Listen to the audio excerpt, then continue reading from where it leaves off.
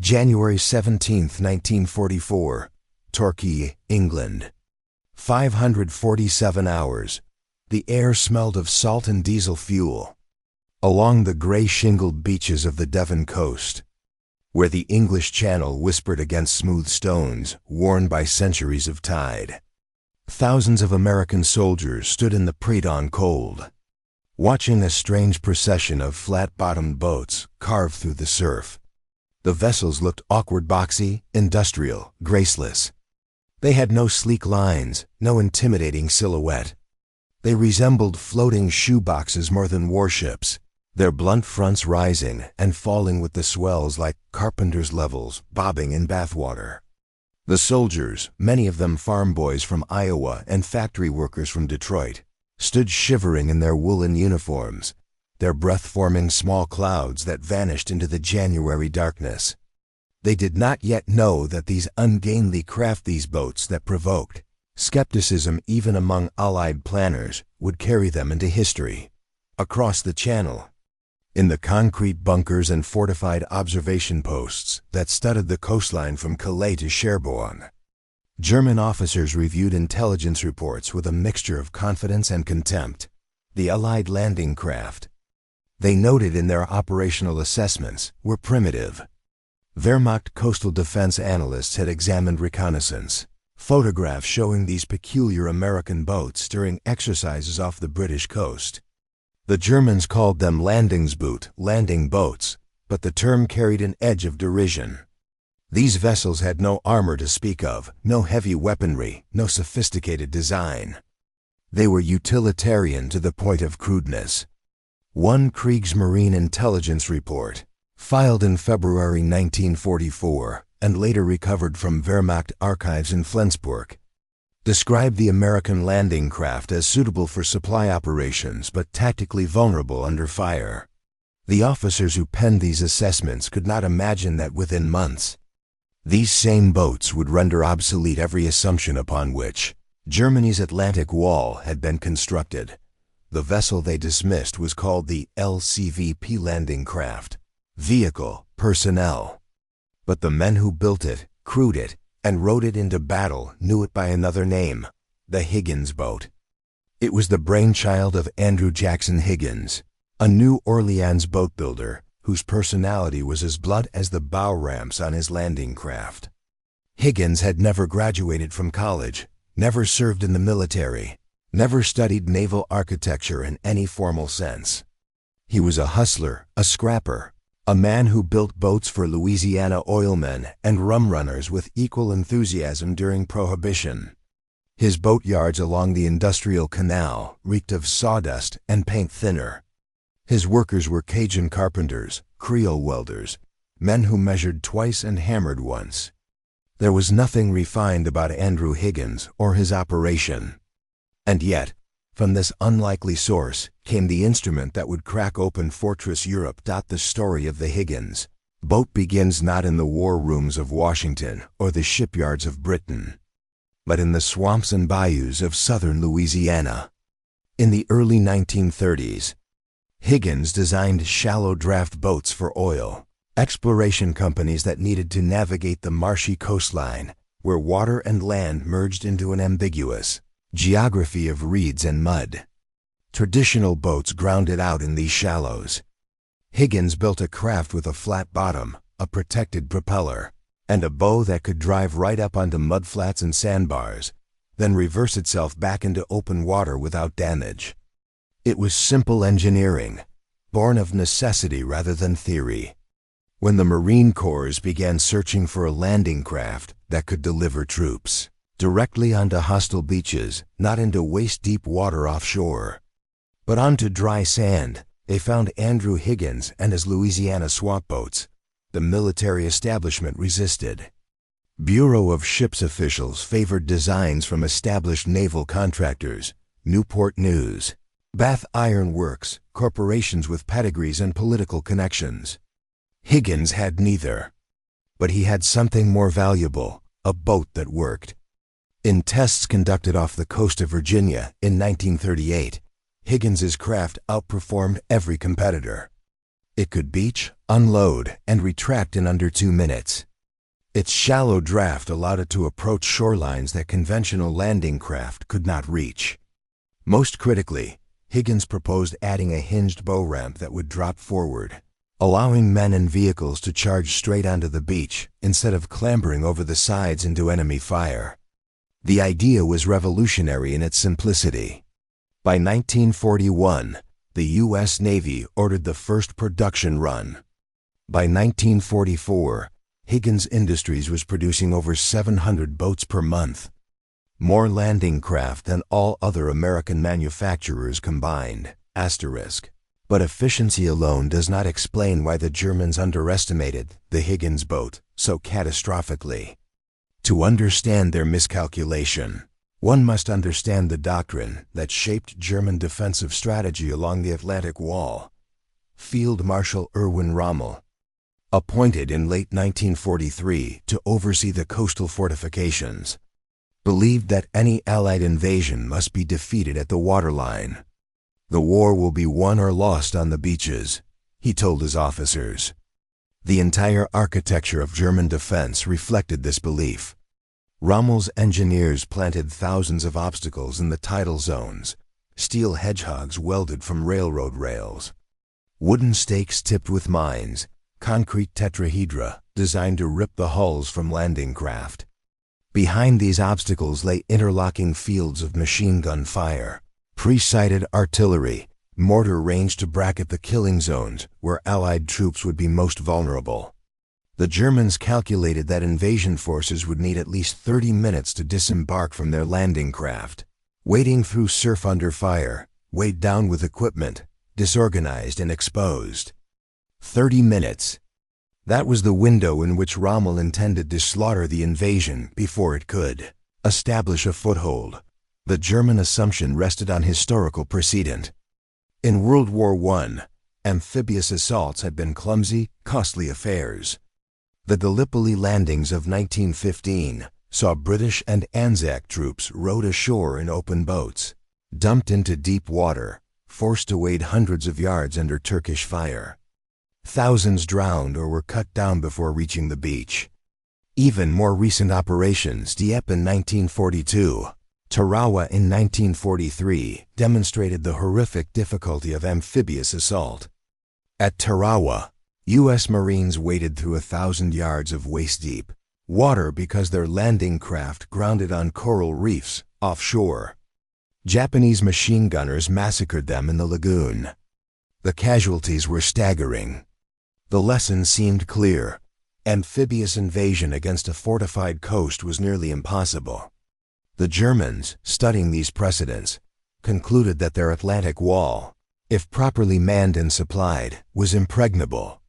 They looked at the Higgins boat, at its plywood construction, its minimal armor, its inelegant design, and saw confirmation of their analysis. The Americans, they believed, were sending men to their deaths in floating coffins. What the Germans failed to grasp was that the Higgins boat was never designed to survive sustained combat. It was designed to make combat unnecessary. The entire philosophy embedded in the LCVP's design was speed of approach, speed of discharge, speed of retraction. The boat's flat bottom allowed it to beach in as little as 3 feet of water. Its bow ramp dropped in seconds, not minutes. Men could charge off the ramp and be across the beach before German gunners could adjust their fire.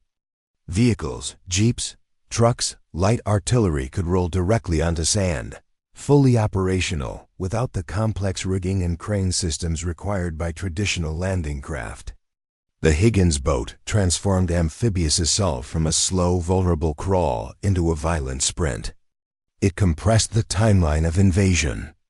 And in doing so, it rendered obsolete the entire calculus on which German defensive doctrine depended.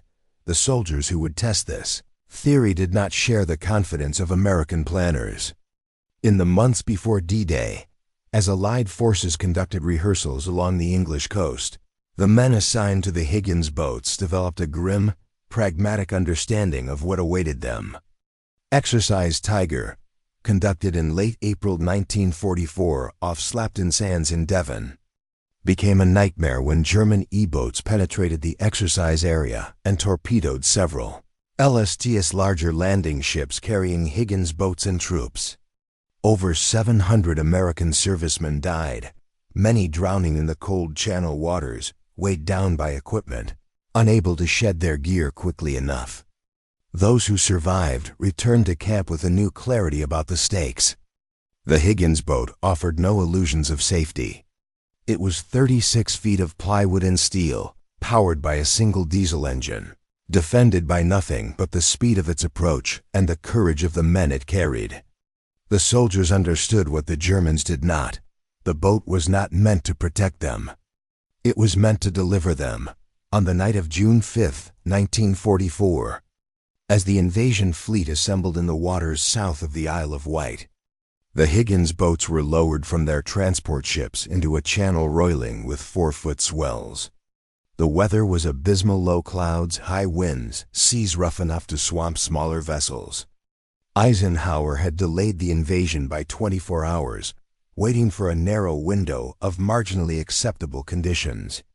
That window opened on the morning of June 6th, at 0630 hours, as dawn broke gray and cold over the Normandy coast. The first wave of Higgins boats gunned their engines and began the run toward shore. The men inside crouched below the gunwales, packed shoulder to shoulder, drenched by spray, many of them vomiting from seasickness. They could hear nothing but the roar of the engine and the crash of surf. Some prayed. Some stared at their hands.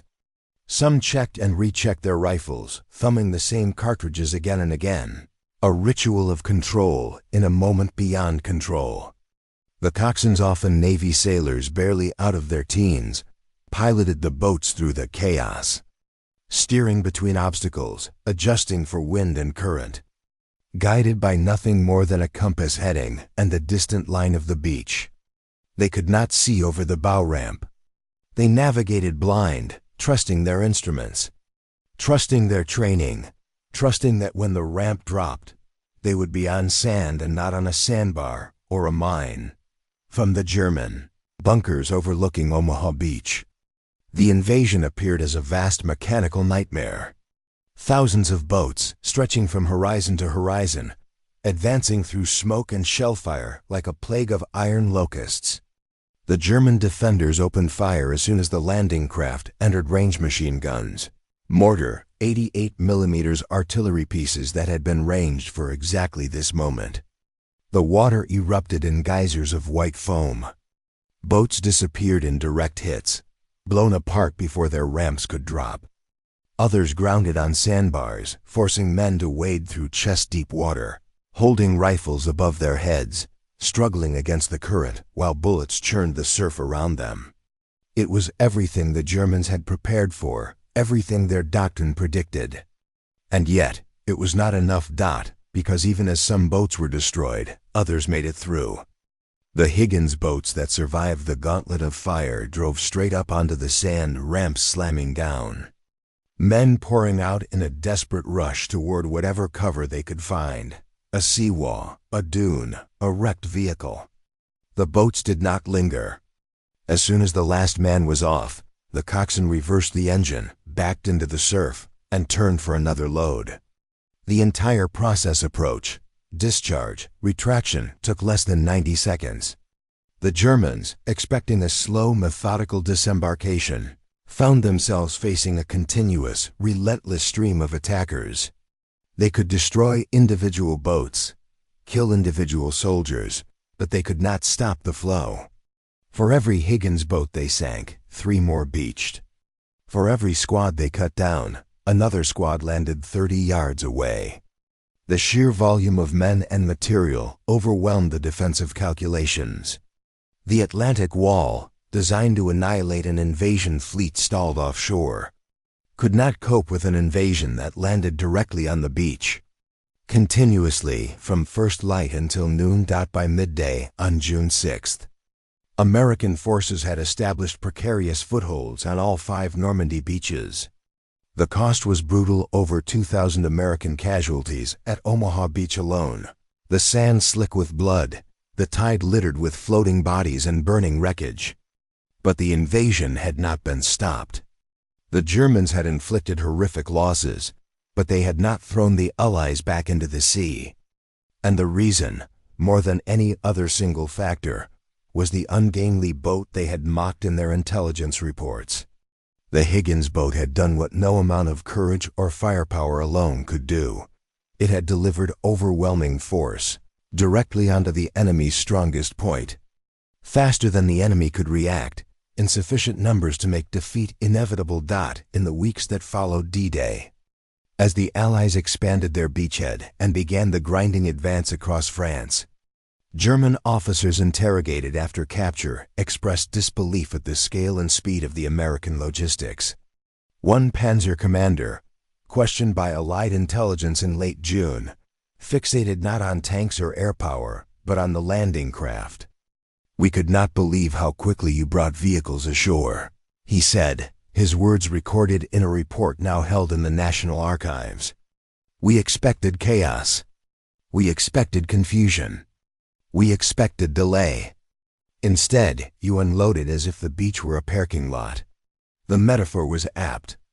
The Higgins boat had turned the most contested real estate in the world into a drive-through. It had industrialized invasion. Andrew Higgins never set foot on Normandy Beach. He was back in New Orleans, overseeing production, driving his workers to meet impossible quotas, fighting bureaucratic battles with the War Production Board over materials and contracts. He was a difficult man, abrasive, profane, utterly indifferent to military protocol. But he understood something that more polished minds had missed, that modern war was fundamentally a problem of logistics, and that logistics was fundamentally a problem of design. The Higgins boat was not a weapon. It was a solution. It solved the problem of how to move men and machines from sea to land under fire, quickly enough to matter, cheaply enough to produce in vast numbers, simply enough that 18-year-old coxswains could pilot them with minimal training. Eisenhower would later say that Higgins was the man who won the war for us.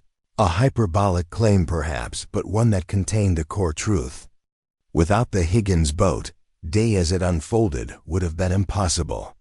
Without D-Day, the liberation of Europe would have taken years longer, cost millions more lives, or might never have succeeded at all. The Germans had not mocked the Higgins boat out of ignorance.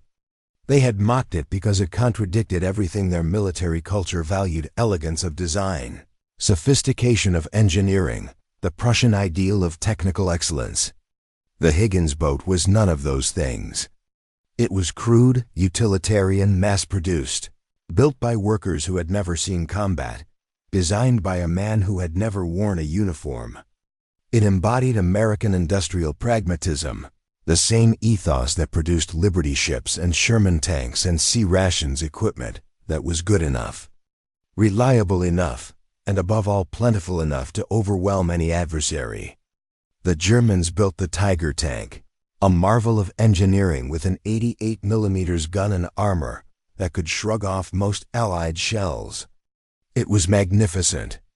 It was also expensive, complex, prone to breakdowns, and produced in insufficient numbers.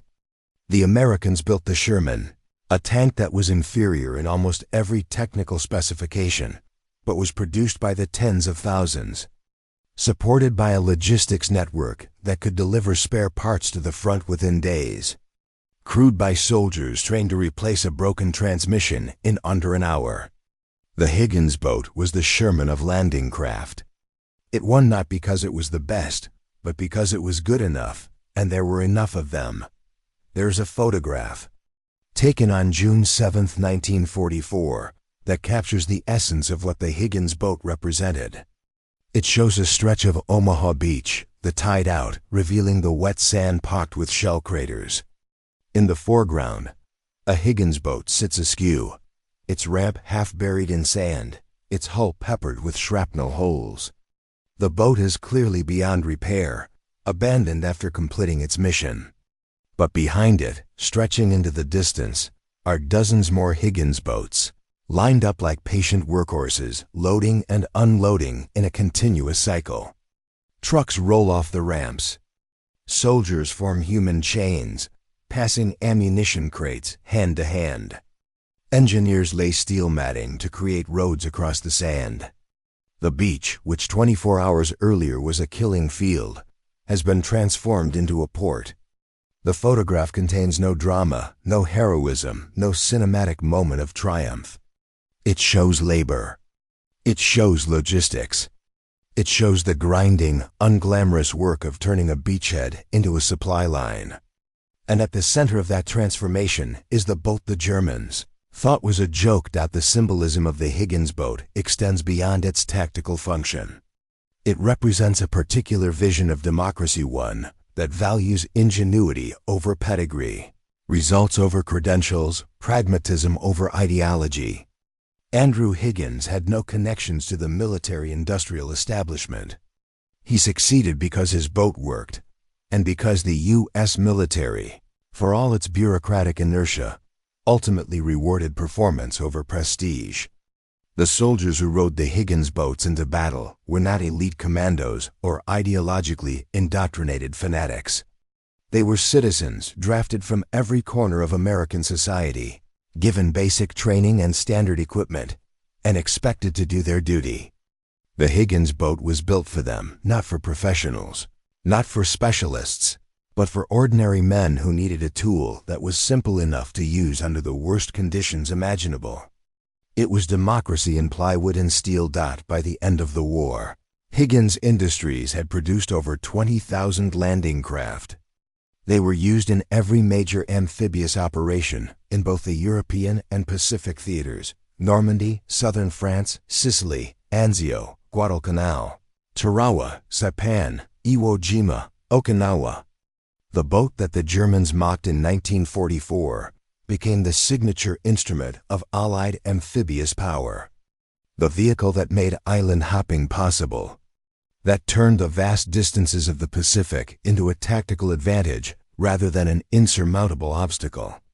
Japanese defenders, facing the same dilemma as their German counterparts, found that their carefully prepared beach defenses could not stop an enemy that landed directly on the sand. In overwhelming numbers, supported by a logistics network that could sustain operations indefinitely. The Higgins boat did not guarantee victory that required the courage of the men who rowed it, and the sacrifices of those who died aboard it. But it made victory possible. After the war, Andrew Higgins's company collapsed. Defense contracts evaporated. The boatyards fell silent. Higgins himself died in 1952, largely forgotten, his contribution overshadowed by more famous figures, generals and admirals and politicians who claimed credit for the victory. But the veterans remembered. In reunions held on the anniversaries of D-Day, old men who had stormed Omaha Beach or Utah Beach would speak of the Higgins boat with a mixture of reverence and dark humor. They remembered the terror of the approach, the sickening crash of the ramp dropping, the desperate sprint across open sand. They remembered friends who died before they reached the beach, cut down in the seconds between the ramp opening and the shoreline.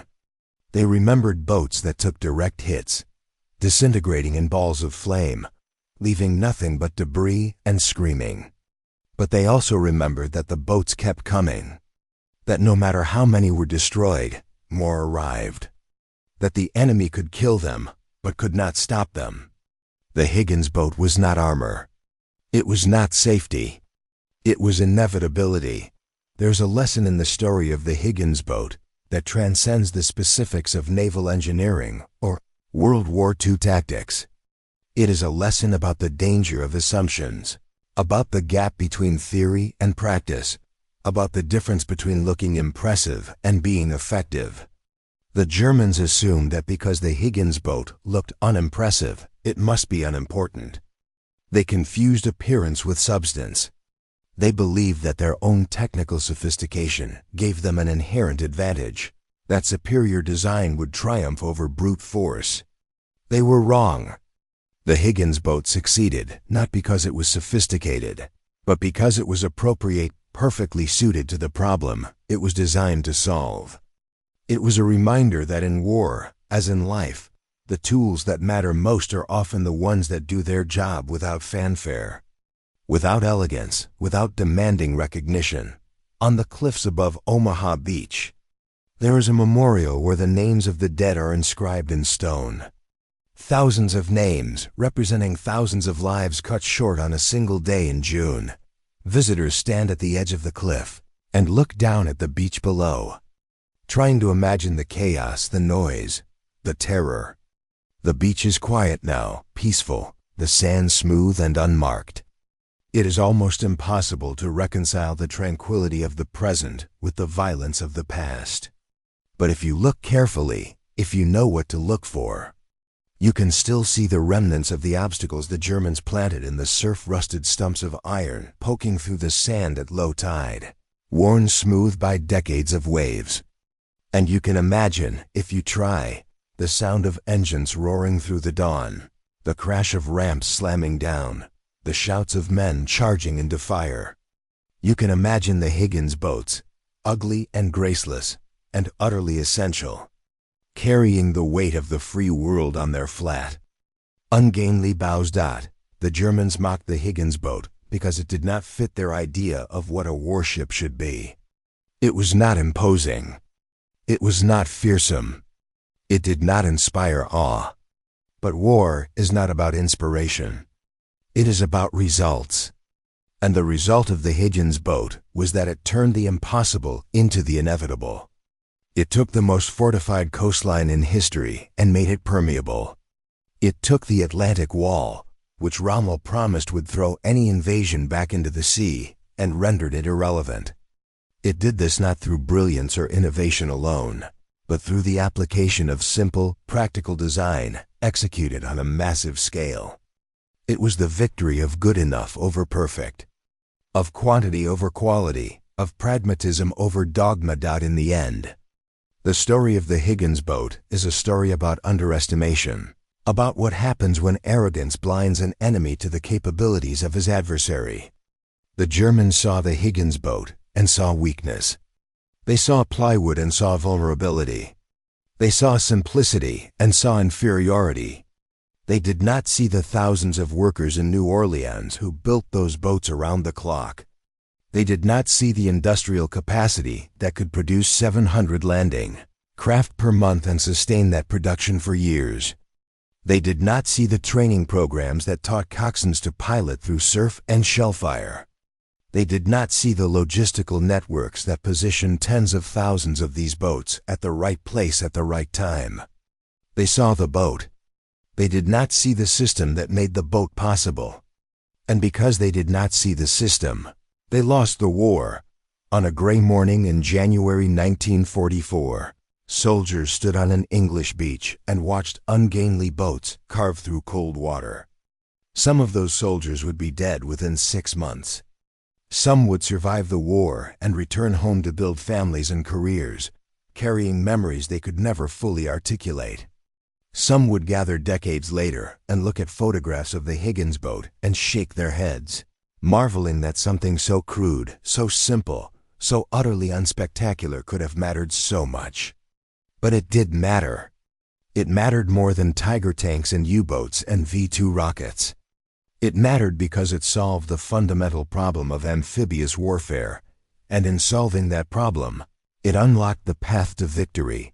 The boat they laughed at carried the men who liberated a continent. It carried the weight of freedom, the burden of sacrifice, the hope of nations.